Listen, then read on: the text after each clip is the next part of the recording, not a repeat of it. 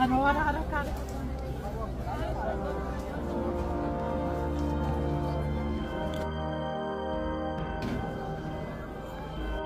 मैं आपसे कहूं कि भारत से हजारों किलोमीटर दूर एक ऐसे देश में जहां ज्यादातर लोग सिर्फ युद्ध, आतंक और तबाही की तस्वीरें देखते हैं, वहां एक ऐसा पवित्र स्थल मौजूद है जिसे देखकर आपको लगे कि आप किसी हिंदू मंदिर के सामने खड़े हैं, तो क्या आप यकीन करेंगे? शायद नहीं। और यही अविश्वास इस वीडियो की सबसे बड़ी वजह है। कल्पना कीजिए, पत्थरों से घिरी पहाड़ियां, तेल के दिए जलते हुए, मोर के पंखों जैसे प्रतीक, नाग की आकृतियां और माथे पर तिलक लगाने की परंपरा। दिमाग अपने आप कहता है यह तो सनातन संस्कृति का हिस्सा लगता है, लेकिन अगले ही पल एक झटका लगता है, क्योंकि यह स्थान न भारत में है न नेपाल में, यह स्थान है इराक में। अब सवाल उठता है, क्या यह महज संयोग है या फिर इतिहास की किताबों से गायब कर दी गई कोई बहुत बड़ी सच्चाई? आज जो आप जानने वाले हैं वह सिर्फ एक धर्म या एक समुदाय की कहानी नहीं है। यह कहानी है पहचान की, विरासत की और उस सांस्कृतिक प्रभाव की जो समय, सीमाओं और अत्याचारों के बावजूद मिट नहीं पाया। इस वीडियो में हम आपको ऐसे संकेत, ऐसे दृश्य और ऐसे रहस्य दिखाने वाले हैं जिन्हें देखने के बाद आपके मन में एक ही सवाल गूंजेगा, इतिहास ने हमसे क्या छुपाया?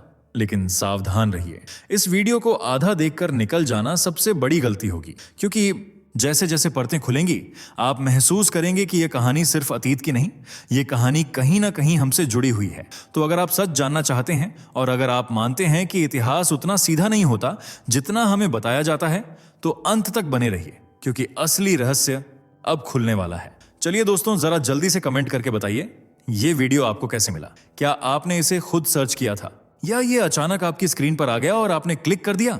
सच सच बताइए, क्योंकि हमें भी जानना है कि आखिर YouTube आज हमारे सनातन धर्म की ये आवाज आप तक कैसे पहुंचा रहा है। और हाँ, अगर आप सच में एक सच्चे हिंदू हैं तो अभी के अभी चैनल को सब्सक्राइब कर लीजिए, ताकि आने वाली हर एक वीडियो सबसे पहले आपको मिले। वीडियो को लाइक करना मत भूलना, ताकि दुनिया को दिखाया जा सके कि सनातन की शक्ति अभी जिंदा है। तो चलिए बिना वक्त गंवाए बढ़ते हैं वीडियो में आगे। अगर आप पहली नजर में सोच रहे हैं कि यह एक पारंपरिक हिंदू मंदिर है, रंग बिरंगे चित्र, मोर के पंख, दियों की रोशनी और सर्पों की आकृतियां, तो जरा रुकिए, आप अकेले नहीं हैं। मैंने भी पहली बार जब इस मंदिर की तस्वीर देखी तो यही सोचा, कहीं ये दक्षिण भारत का कोई प्राचीन मंदिर तो नहीं। लेकिन जैसे जैसे मैंने गहराई से देखा, मुझे एहसास हुआ कि कुछ अलग है। ये मंदिर न भारत में है न नेपाल में, ये मंदिर तो इराक में है। हाँ, वही इराक जो अक्सर सिर्फ युद्ध और संघर्षों के लिए खबरों में आता है। और ये मंदिर किसी हिंदू संप्रदाय का नहीं, बल्कि एक अत्यंत रहस्यमयी और प्राचीन धर्म, यजीदी धर्म से ताल्लुक रखता है। अब आपके मन में कई सवाल उठ रहे होंगे, इराक में ऐसा मंदिर क्यों है जो दिखने में हिंदू मंदिर जैसा लगता है? यजीदी कौन है? क्या इनका कोई रिश्ता भारत या हिंदू धर्म से है? रुकिए, यही तो कहानी की शुरुआत है। आगे हम जानेंगे ऐसे तथ्यों और रहस्यों के बारे में जो आपको सोचने पर मजबूर कर देंगे, क्या वाकई यजीदी संस्कृति में हिंदू देवताओं की छाया मौजूद है? तो चलिए इस ऐतिहासिक और सांस्कृतिक रहस्य की परतें एक एक करके खोलते हैं। लेकिन अगर आपने अब तक सब्सक्राइब नहीं किया है तो अभी कर लीजिए, क्योंकि आने वाले मिनटों में हम एक ऐसी यात्रा पर निकलने वाले हैं जो इतिहास, धर्म और पहचान से जुड़ी आपकी समझ को हिलाकर रख देगी। यजीदी, एक ऐसा नाम जिसे आपने शायद ही पहले सुना होगा, और अगर सुना भी हो तो इसके पीछे की गहराई और रहस्य को शायद ही कभी समझा होगा। यजीदी धर्म दुनिया के सबसे पुराने और सबसे रहस्यमयी धर्मों में से एक माना जाता है। इनकी आबादी आज के समय में लगभग 2 लाख से लेकर 10 लाख के बीच बताई जाती है, और ये समुदाय मुख्य रूप से उत्तरी इराक, सीरिया और कुछ तुर्की व जॉर्जिया के क्षेत्रों में फैला हुआ है। लेकिन यजीदी धर्म को समझने के लिए सिर्फ संख्या देखना काफी नहीं है। इस धर्म की सबसे खास बात यह है कि इसमें कोई धर्मांतरण की अनुमति नहीं है। आप यजीदी बन नहीं सकते, आपको यजीदी पैदा होना पड़ता है। यही एक तथ्य इसे बाकी सभी धर्मों से अलग बनाता है, और दुर्लभ भी। यजीदी समाज में एक विशेष धार्मिक पद होता है जिसे बाबा शेख कहा जाता है। ये इनके आध्यात्मिक नेता होते हैं। यजीदी धर्म कोई खुली किताब नहीं है। इसके रिवाज, इसकी पूजा पद्धति, यहाँ तक कि इसके ग्रंथ और परंपराएं भी मौखिक रूप से पीढ़ी दर पीढ़ी सौंपी जाती हैं। यानी ज्यादातर बातें सिर्फ मौखिक परंपरा से जीवित हैं, किसी लिखित दस्तावेज से नहीं। और यही कारण है कि यजीदी धर्म की दुनिया के सामने इतनी रहस्यमयी छवि है। लोग इन्हें अलग नजर से देखते हैं, कभी कभी डर और संशय के साथ, क्योंकि जो समझ में ना आए वो भय पैदा करता है। लेकिन इस डर और भ्रम के पीछे छुपा है एक समृद्ध सांस्कृतिक इतिहास, एक आध्यात्मिक विरासत और शायद एक भारत से जुड़ा पुराना रिश्ता।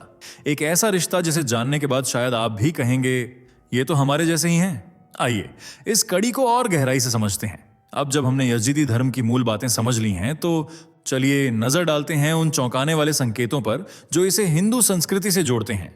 यजीदी धर्म के वर्तमान और ऐतिहासिक धार्मिक नेता, जिन्हें बाबा शेख कहा जाता है, का मानना है कि उनके पूर्वज कभी दक्षिण भारत से पलायन करके वर्तमान कुर्दिस्तान क्षेत्र में बसे थे। यह दावा महज एक किंवदंती नहीं बल्कि यजीदी समुदाय की मौखिक परंपरा और धार्मिक मान्यताओं में दर्ज है। लेकिन सिर्फ इतना ही नहीं, यजीदी धर्म में जिस देवता को सबसे प्रमुख माना जाता है वो है मीक ताउस। मीक ताउस को वे मोर के रूप में पूजते हैं, जो कि आश्चर्यजनक रूप से हिंदू भगवान मृगण या कार्तिकेय की छवि से मेल खाता है। मृगण, जो कि भगवान शिव के पुत्र माने जाते हैं, का वाहन भी मोर है। और ये सिर्फ प्रतीकों की बात नहीं बल्कि उनके व्यक्तित्व, उनकी भूमिका और दिव्य स्थान का वर्णन भी मेल खाता है। अब एक और दिलचस्प बात सुनिए, यजीदी समुदाय भी नववर्ष का स्वागत अप्रैल में ही करता है, जैसे कि तमिल नववर्ष या चैत्र नवरात्रि में होता है। क्या यह सिर्फ एक संयोग है या फिर एक गहरी सांस्कृतिक जड़ें हैं जो अब तक इतिहास की धूल में छिपी थीं? इन तथ्यों को देखकर सवाल उठता है, क्या यजीदी वास्तव में हिंदू धर्म की ही कोई प्राचीन शाखा है जो समय, भूगोल और संघर्षों के चलते अलग पहचान ले चुकी है? और ये तो सिर्फ शुरुआत है। जैसे जैसे हम आगे बढ़ेंगे आपको और भी ऐसे चिन्ह मिलेंगे जो इस कड़ी को और मजबूती से जोड़ते हैं। अब हम आपको एक ऐसे मंदिर में ले चलते हैं जिसे देखकर शायद आप भी ठिठक जाएं। इस मंदिर का नाम है ललीश मंदिर, जो यजीदी समुदाय का सबसे पवित्र तीर्थ स्थान माना जाता है। ये मंदिर इराक के उत्तर में स्थित है और इसकी बनावट व सजावट देखकर आपको बार बार यही लगेगा, ये तो किसी दक्षिण भारतीय मंदिर जैसा दिखता है। सबसे पहले बात करते हैं मंदिर के द्वार पर बने नागों की आकृतियों की। सर्पों को हिंदू धर्म में शक्तिशाली और रहस्यमयी ऊर्जा का प्रतीक माना गया है, विशेषकर भगवान शिव के गले में बसे नाग। ठीक वैसे ही ललीश मंदिर के प्रवेश द्वार पर नागों की संरचनाएं उकेरी गई हैं, जो एक आध्यात्मिक सुरक्षा और पवित्रता का संकेत देती हैं। अब नजर डालिए मोर के आकार वाले दीपक पर, जिसे यजीदी मंदिरों में जलाया जाता है। ये मोर दीपक हूबहू उन दियों जैसे हैं जिन्हें आप तमिलनाडु या केरल के मंदिरों में देख सकते हैं, जहां मोर भगवान मृगण का वाहन माना जाता है। और बात सिर्फ यही नहीं रुकती, ललीश मंदिर में तिलक लगाने की परंपरा भी पाई जाती है। वहां श्रद्धालु मंदिर की दीवारों पर तेल चढ़ाकर माथे पर तिलक लगाते हैं, एक ऐसा दृश्य जो किसी भी हिंदू मंदिर में आम है। इसके अलावा मंदिर के अंदर जलने वाली अखंड ज्योति, आग की पूजा और दिशाओं का पवित्र महत्व, ये सभी परंपराएं यजीदी और हिंदू मंदिरों के बीच एक गहरा सांस्कृतिक पुल दिखाती हैं।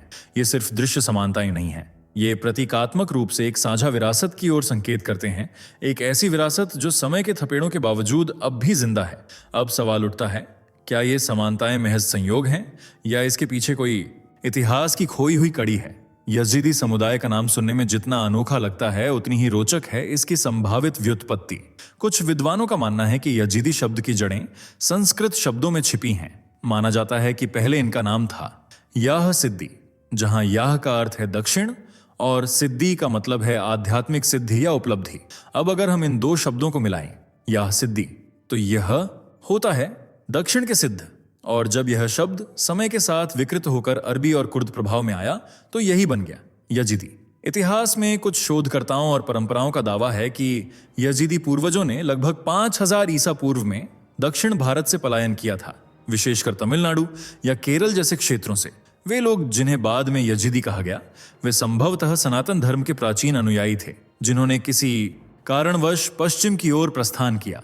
इसके समर्थन में तुर्की के एक प्राचीन नगर का नाम भी आता है, अदन। यह माना जाता है कि अदन दो शब्दों से मिलकर बना है, अडी प्राचीन और येन दक्षिणवासी, यानी आदिन का मतलब हुआ प्राचीन दक्षिणवासी। अब सवाल यह है कि आखिर इस पलायन की वजह क्या थी? क्या यह जलवायु परिवर्तन, राजनीतिक संघर्ष या धार्मिक मतभेद का परिणाम था, या शायद कुछ ऐसा जिसे इतिहास ने जानबूझकर भुला दिया?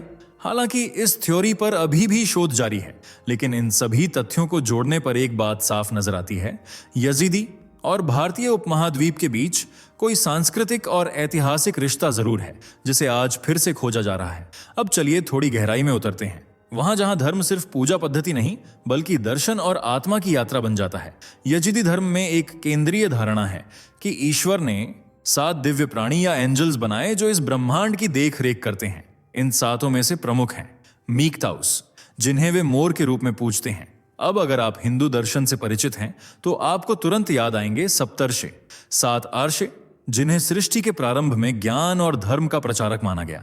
यह केवल संख्या की समानता नहीं है, यह एक गहरी दार्शनिक समानता है। दोनों परंपराओं में यह मान्यता है कि ईश्वर अकेले नहीं बल्कि दिव्य सहायकों के माध्यम से सृष्टि को संचालित करता है। अब आइए एक और प्रमुख विचार पर, पुनर्जन्म और कर्म का सिद्धांत। यजिदी धर्म में भी यह विश्वास है कि आत्मा बार बार जन्म लेती है और उसके कर्म उसके अगले जीवन को निर्धारित करते हैं। यह बिल्कुल वैसा ही है जैसा हिंदू, बौद्ध और जैन दर्शन में बताया गया है, जहां आत्मा की यात्रा अनंत है और कर्म ही उसकी दिशा तैयार करता है। और फिर है मीकटाउस, मोर के रूप में पूजे जाने वाले देवता, जो आश्चर्यजनक रूप से मिलते हैं भगवान मृगण से। मृगण भी मोर पर सवार होते हैं और उन्हें भी दिव्य योद्धा, ज्ञान के संरक्षक और भगवान शिव के पुत्र के रूप में जाना जाता है। ये समानताएं केवल संयोग नहीं लगती, ये संकेत हैं उस आध्यात्मिक और सांस्कृतिक पुल के जो यजिदी और हिंदू परंपराओं को गहराई से जोड़ता है। यजिदी धर्म की जितनी गहराई है उतनी ही गहरी है इसकी चुप्पी। यह धर्म जितना रहस्यमय दिखता है उतना ही संरक्षित और सीमित है, और इसके पीछे एक लंबा दर्दनाक इतिहास छुपा हुआ है। यजीदी समुदाय में बाहरी विवाह सख्त वर्जित है, यानी यजीदी सिर्फ यजीदी से ही शादी कर सकता है। अगर कोई इस नियम को तोड़े तो उसे समाज से बाहर कर दिया जाता है। यह नियम सिर्फ परंपरा नहीं बल्कि आत्मरक्षा का तरीका रहा है, एक ऐसा उपाय जिससे वे अपनी संस्कृति, आस्था और पहचान को हजारों वर्षों के उत्पीड़न के बावजूद जीवित रख सके। इतिहास में यजीदी समुदाय पर बार बार अत्याचार हुए। इस्लामी आक्रमणों के समय उन्हें मूर्ति पूजक, काफिर और शैतान पूजक करार दिया गया। उन्हें या तो धर्म परिवर्तन करने को मजबूर किया गया या फिर मौत का सामना करना पड़ा। मंगोल आक्रमणों के दौरान उनके गांव जलाए गए, मंदिर नष्ट किए गए और लाखों यजीदी मारे गए या गुलाम बना लिए गए। इसके बाद ऑटोमन साम्राज्य ने भी इन्हें निशाना बनाया। बार बार हमले, जबरन धर्मांतरण और सामूहिक हत्याएं आम बात बन गईं।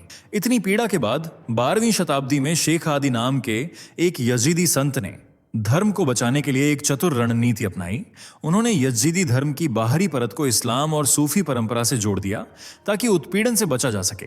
लेकिन असली यजीदी परंपराएं गुप्त ही रहीं, सिर्फ मौखिक परंपरा और सिर्फ अपने लोगों के बीच। यह गोपनीयता कोई दिखावा नहीं बल्कि जरूरी कवच बन चुकी थी, एक ऐसा कवच जो उनकी पहचान को मिटने से बचाता रहा, फिर चाहे उसके लिए उन्हें दुनिया से कटकर जीना पड़ा हो। आज जब हम यजीदी संस्कृति की बात करते हैं तो यह केवल एक धार्मिक पहचान नहीं बल्कि संघर्ष और जीवटता की अमर कहानी बन चुकी है। इतिहास में जो यजीदी समुदाय पर बीता वह बेहद दर्दनाक था, लेकिन जो हुआ 2014 में वो शायद सबसे काला अध्याय था इस सभ्यता के लिए। एक ऐसा नरसंहार जिसे आज भी दुनिया पूरी तरह नहीं समझ पाई है। अगस्त 2014 उत्तरी इराक का सिंजार इलाका। ISIS, एक आतंकवादी संगठन जिसने खुद को खलीफा की सेना कहा, ने अचानक यजीदी बहुल इलाकों पर हमला बोल दिया। हजारों पुरुषों को वहीं मार दिया गया। सड़कों पर, खेतों में, घरों में लगभग 5000 से अधिक यजीदी महिलाओं और लड़कियों को गुलाम बना लिया गया, जिनमें से अधिकतर को यौन शोषण के लिए बेचा गया। बच्चों को जबरन मुस्लिम बनाया गया या मार दिया गया। लगभग 50,000 यजीदी जान बचाकर माउंट शिंजार की ओर भागे, एक वीरान पथरीला पहाड़। वहां भूख, प्यास और गर्मी से जूझते हुए सैकड़ों की जान चली गई। संयुक्त राष्ट्र ने इस घटना को नरसंहार, जेनोसाइड के रूप में मान्यता दी। आज भी 3000 से ज्यादा यजीदी महिलाएं और बच्चे लापता हैं, और जिन लोगों ने यह सब झेला है उनकी आंखों में अब भी वो डर, वो पीड़ा साफ दिखाई देती है। यह सिर्फ एक सांस्कृतिक संघर्ष नहीं था, यह एक पूरी सभ्यता को मिटा देने की कोशिश थी। लेकिन यजीदी खामोश नहीं हुए, वे जिंदा हैं और अपने अस्तित्व के लिए, अपनी आस्था के लिए आज भी संघर्ष कर रहे हैं। इतनी समानताएं, इतने प्रतीक, इतनी मान्यताएं, सब कुछ एक दिशा की ओर इशारा करते हैं। लेकिन फिर भी आज तक कोई पक्की ऐतिहासिक पुष्टि नहीं हो पाई है कि यजीदी वास्तव में दक्षिण भारत से आए थे। क्या यह सब सिर्फ संयोग है या फिर इतिहास की किताबों से छूट गए एक बड़े अध्याय की परछाई? यजीदी धर्म की बहुत सी बातें आज भी दुनिया से छिपी हुई हैं। उनके असली ग्रंथ, उनके रहस्यपूर्ण रिवाज और उनके विश्वासों की उत्पत्ति। शायद यही वजह है कि उनकी कहानी अब भी अधूरी है। एक रहस्य जो इतिहास, धर्म और संस्कृति को जोड़ता है लेकिन आज भी पूरी तरह सुलझा नहीं है।